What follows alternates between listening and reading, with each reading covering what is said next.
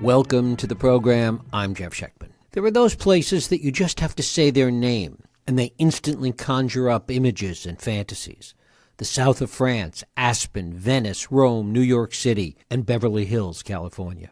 It's an improbable city, a gilded enclave in the midst of the cacophony of Los Angeles. But what's just as remarkable is that it has preserved its identity even as L.A. has changed and changed and changed again. How this city came to be and why that history has remained part of its cultural DNA is a story told by my guest Nancie Clare in her new book, The Battle for Beverly Hills. Nancie Clare is a Southern California-based journalist and a writer. She spent 11 years as editor of Los Angeles Magazine and most recently editor-in-chief of the award-winning L.A. She's also contributed to articles for the Los Angeles Times, The Hollywood Reporter, and numerous other publications. She's the chief interviewer for the podcast Speaking of Mysteries, and it is my pleasure to welcome Nancie Clare here to talk about the battle for Beverly Hills, a city's independence and the birth of celebrity politics. Nancie, thanks so much for joining us. Well, thank you so much for asking me. I'm delighted to be talking to you. Well, it's great to have you here. When we talk about Beverly Hills, it is this kind of improbable place, this little city in the midst of so much of Los Angeles. Talk a little bit about its earliest days, about how the city itself came to be. Well, like many places in California, it started out as a land grant, which its Spanish name, which I won't try, is the place of the gathering of the waters, because something that Beverly Hills had that much of the Los Angeles basin does not is groundwater. And so it was purchased by a Dr. Pruce who tried to make it a sheep farm.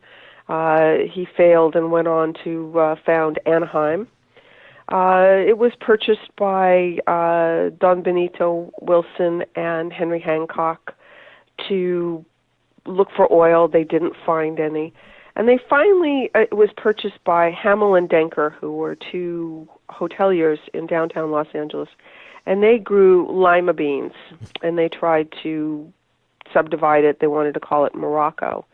And in 1900, it was purchased by the Amalgamated Oil Company with Burton Green and Henry Huntington and Max Whittier and Canfield as some of the principals. And those are pretty big names in oil exploration down here in Los Angeles, Doheny as well. Right.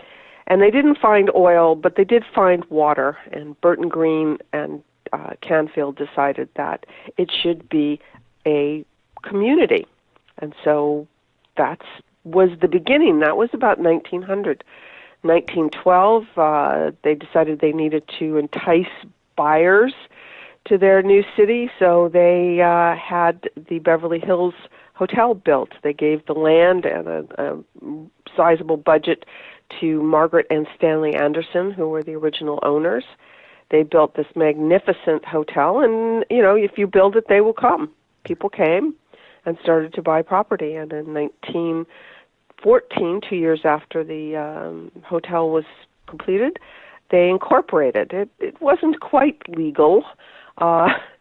Henry Huntington trained in enough people to make them legal to vote for cityhood, and then after that trucked them out.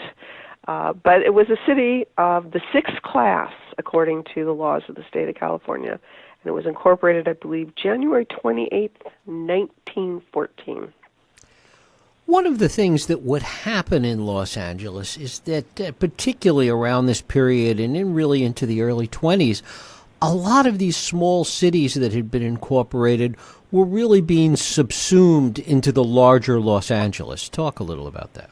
Well, it was the siren call of water. Right.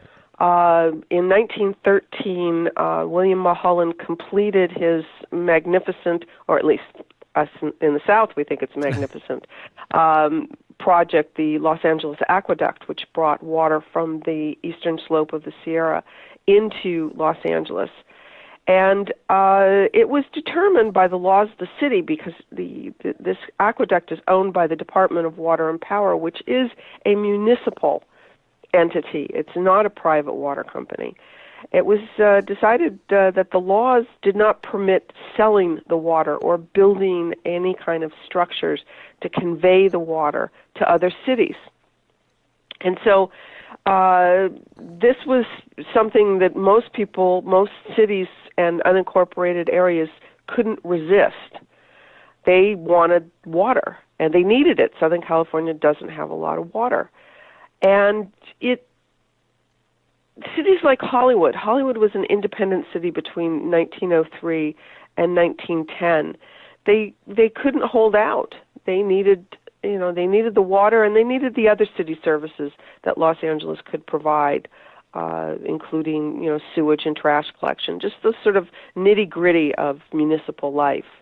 Other cities that, as a matter of fact, Beverly Hills is the only city that voted down annexation, and it stuck. The city of Venice voted down annexation once, and the city fathers just couldn't deal with that, and so they insisted on a second vote, and annexation was voted on. It was just very hard to resist being able to know that you were going to have water. How much of the fact that Beverly Hills was able to fight off annexation came from the fact that it had its own water sources? Well, I think that was a big factor. But it was easy for the Rodeo Land and Water Company to get into the water business when they wanted to sell land, and a little bit harder to sustain it. It was going to take money, and it was going to take building a waterworks in order to make the water. They had some good, clean, artesian spring water that came from the northern part of the city, which they collected in Franklin Reservoir in the Santa Monica Mountains. When they needed more water, they were going to have to drill for it further south in the area of La Cienega, which, of course, is Spanish for the swamp. That water was going to have to be treated. It was sulfurous. It was going to cost money, and Rodeo didn't want to spend it. But I think the fact that they had water made it easier for them. But it was more than that. There was the whole birth of celebrity politics thing. Celebrities lived there, and they didn't want to be part of Los Angeles, which was just as corrupt as any other big city in America by the early 1920s, right, in the era of Prohibition. What was it about Beverly Hills as an enclave that these celebrities liked so much? Talk about that. I think that they liked the fact that the police department had 3 members. They did their patrols on bicycles, and I think there was 1 motorcycle that they shared at that time. They also, it's a multifaceted thing. When many of these celebrities first arrived as the motion picture industry migrated from the East Coast to Southern California, they came upon signs that said, no dogs, no Jews, no movie. And by that, they meant no movie actors or people that worked in the film industry. And I think that sunk in as many of them became famous: Charlie Chaplin, Mary Pickford, Douglas Fairbanks. Although Mary Pickford and those 3 were already famous, they can't help but have seen these signs. They wanted to live somewhere where they could be not be subject to a social register kind of criteria, where Douglas Fairbanks was half Jewish, and he was very, very concerned with keeping that a secret. Beverly Hills was brand new, just like them. Movie stars were brand new. Beverly Hills was brand new. It was very fortuitous meeting. They could do whatever they wanted there. They had the smaller police force. The police force could keep the sort of voracious press at bay, and there were 7 newspapers in Los Angeles in the early 1920s. And so it offered them a respite. It offered them a place. And I think that's something that has continued to this day. I think celebrity understands celebrity, and the rest of us can only look at it and wonder what it is. It's so amorphous and different. One of the other aspects that I think a lot of people don't understand, and you talk about the signs that they saw, that in much of L.A. at that period of time, there was an awful lot of prejudice and bigotry and really very different than the L.A. we might think of today. Well, yes. I mean, it seems as though the people that started to pour into Los Angeles in the teens and 20s, and the population essentially doubled between 1920 and 1930, and the big influx started after the aqueduct opened and houses started to be built. They wanted to replicate what they had left in the East Coast and the Midwest and very much in the South. And they did. You know, African Americans could only live off of Central Avenue. Jews weren't really welcome anywhere. And in spite of the fact that all of California had been first Spanish and then Mexican until the middle part of the 19th century, they didn't want the Hispanics anywhere either. It really, you know, they had the opportunity to have a much more integrated city from the get-go, and they just blew it. There was this huge influence, as you say. The South was part of it, but also the Midwest, as you mentioned, was a huge part of it. I think there were probably more people from Nebraska at one point than any place else. And that includes two of the people, celebrities in Beverly Hills that fought off annexation. Fred Niblo and Harold Lloyd were both originally from Nebraska. Yes, and Hollywood had been founded by the Wilcoxes, and they were Christian teetotalers, and I believe they were from Kansas. And this is the kind of thing they wanted to replicate, this sort of white Christian, teetotaling, God-fearing society, and that made for an interesting clash, considering that for 300 years California had been either Spanish or Mexican. You know, different language, different laws, different religions. It was, it was roiling. That's how I described it. When these celebrities, Fairbanks, Pickford, Harold Lloyd, so many of the others, got involved in this fight to prevent annexation, to what extent did they worry about putting their celebrity on the line for what was essentially a political cause? Well, I think they were motivated by self-interest, and I think they were led by Mary Pickford. And, you know, it's easy to look back on Mary Pickford and think that she was quite quaint, but she really was revolutionary. I mean, she understood the impact of the motion picture industry early on, and more importantly, she understood her influence. She was asked by William McAdoo, who was Secretary of the Treasury for Woodrow Wilson, to, along with Douglas Fairbanks, who was her lover but not her husband, and Charlie Chaplin and an East Coast-based actress named Marie Dressler, to help sell Liberty Loan, which is what they called the war bonds during World War I. And she sold millions and millions of dollars of war bonds in the teens, and that, you know, translated into billions of dollars in today's money. And so she got it. She understood that even though these people didn't know her, they knew the roles she played, and they knew that they wanted to see her and be near her. She auctioned off one of her curls in Chicago for $15,000 to raise money for the war bonds. And so she understood her influence, but she was also smart enough to understand that in the case of Beverly Hills, that sort of mass, gathering of people was not what was needed. What was needed was a low-key, door-to-door, one-on-one interaction to get people to vote against the annexation.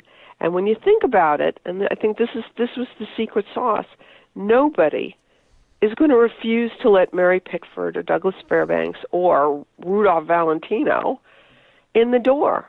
They don't need to introduce themselves. Everybody knew who they were. And it was an instant entree, and I think that's something that celebrities learned from this initial experience.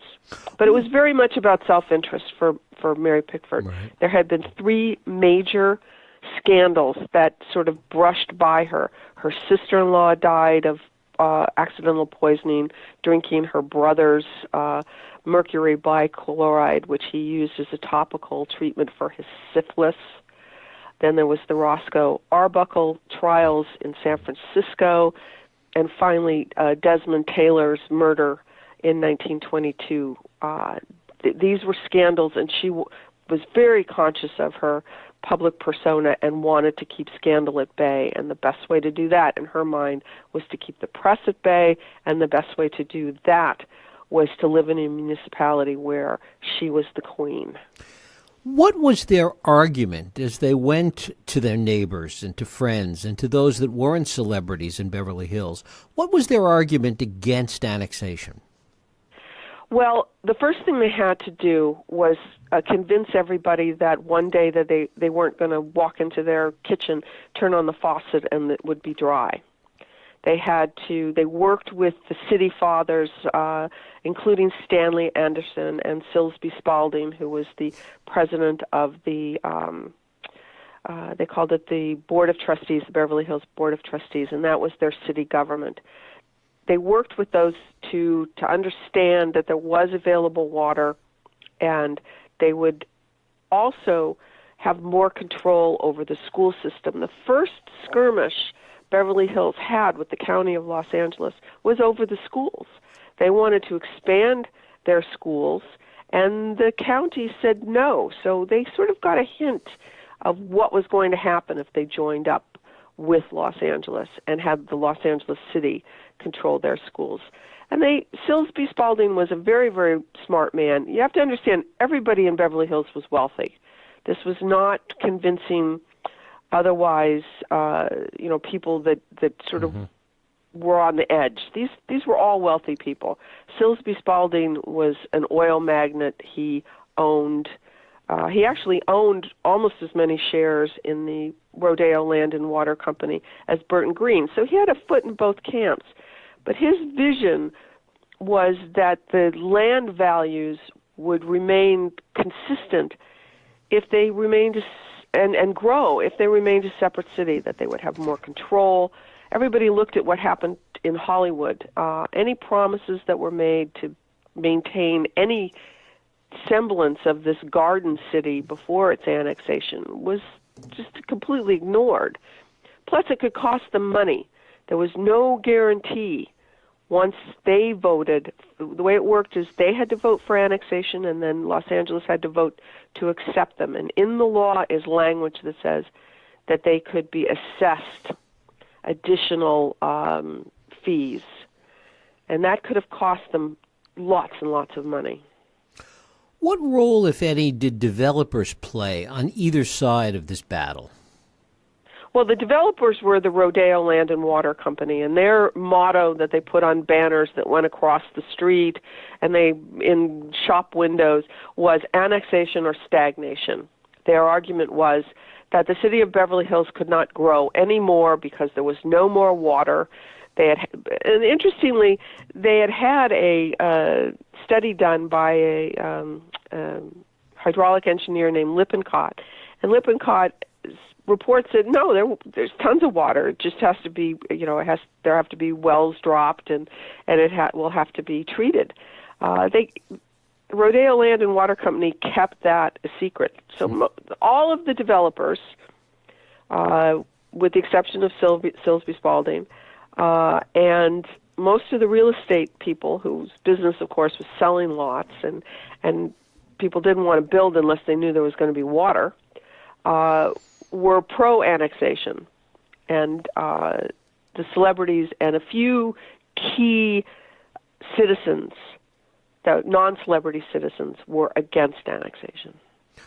Who were the celebrities that were on the other side of the battle, if any? I don't think there were any. I think all of the celebrities were pro or anti-annexation, and that's covered in the Hearst had a paper in Los Angeles called the Los Angeles Examiner, and he used to just skewer them.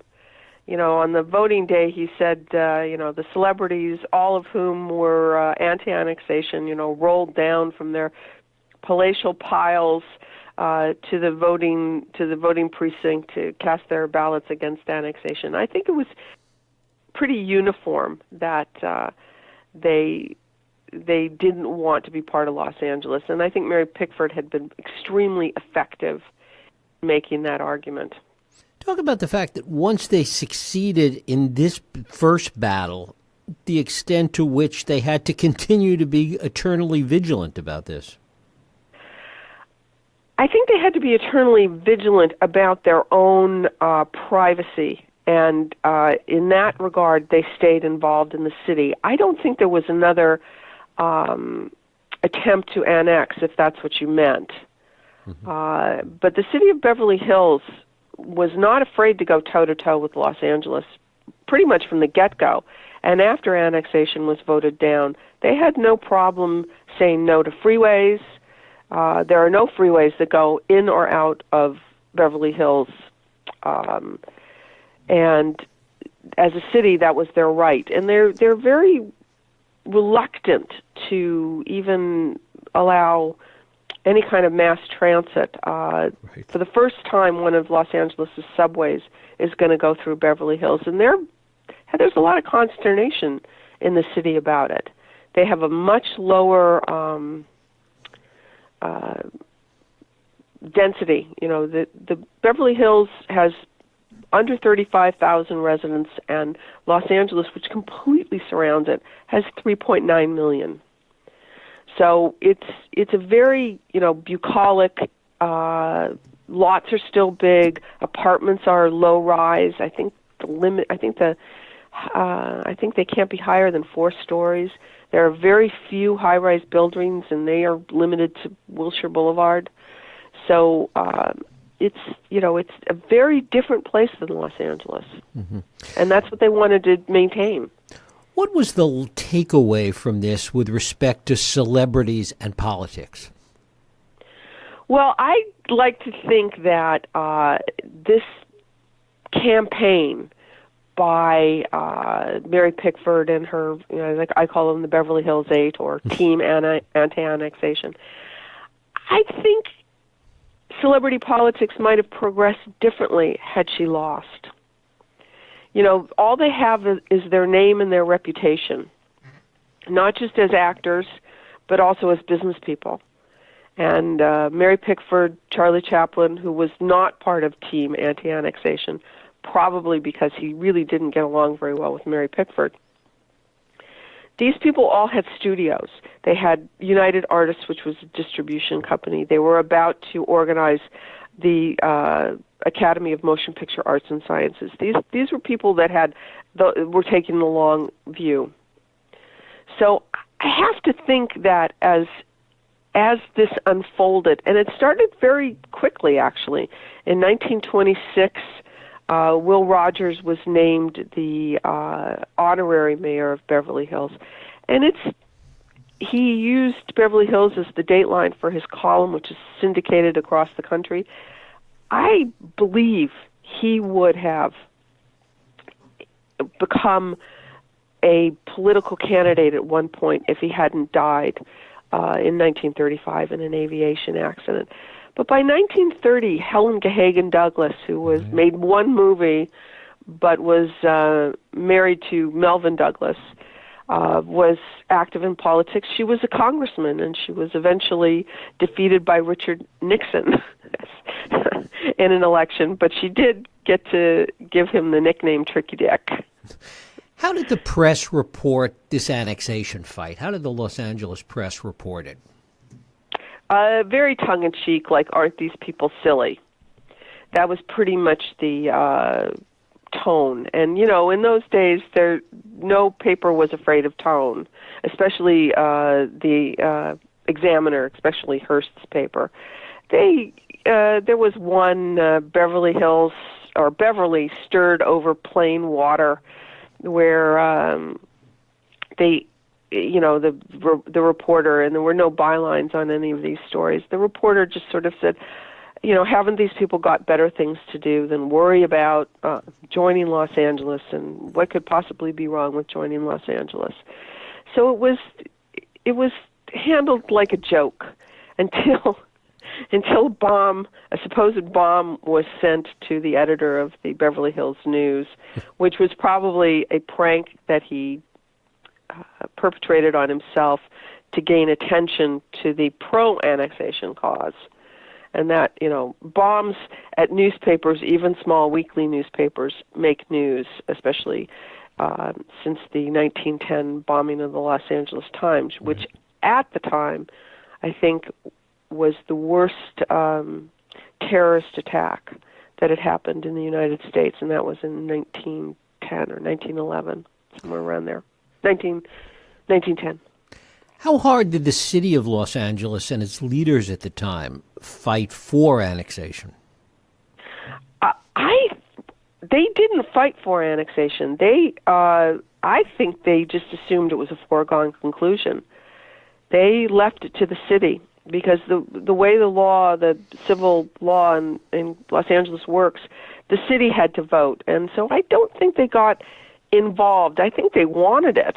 It was a wealthy enclave, and all those, delightfully wealthy potential taxpayers and ratepayers to the Department of Water and Power lived there. Plus, they could probably had plans to load on tons of assessments. But to my knowledge and in my research, they steered clear of an opinion, at least an overt opinion. Had the city of Los Angeles been more aggressive, might it have changed the outcome? Yes, definitely.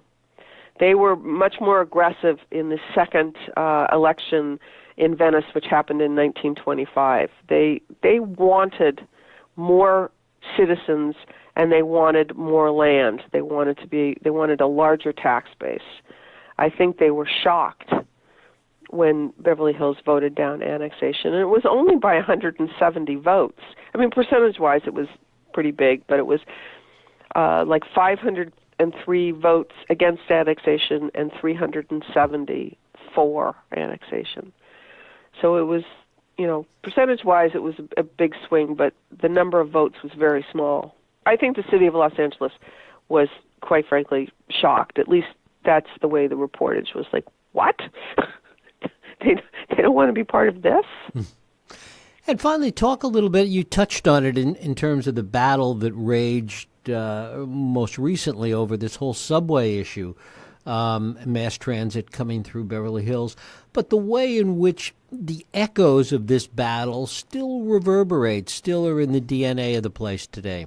It's a city that is not afraid to go toe-to-toe with Los Angeles on many different things, whether it's traffic flow in the major streets that bisect both cities, and those are Sunset, Santa Monica Boulevard, Wilshire Boulevard, and Olympic for the most part. They do not want mass transit. They didn't want light rail, for instance.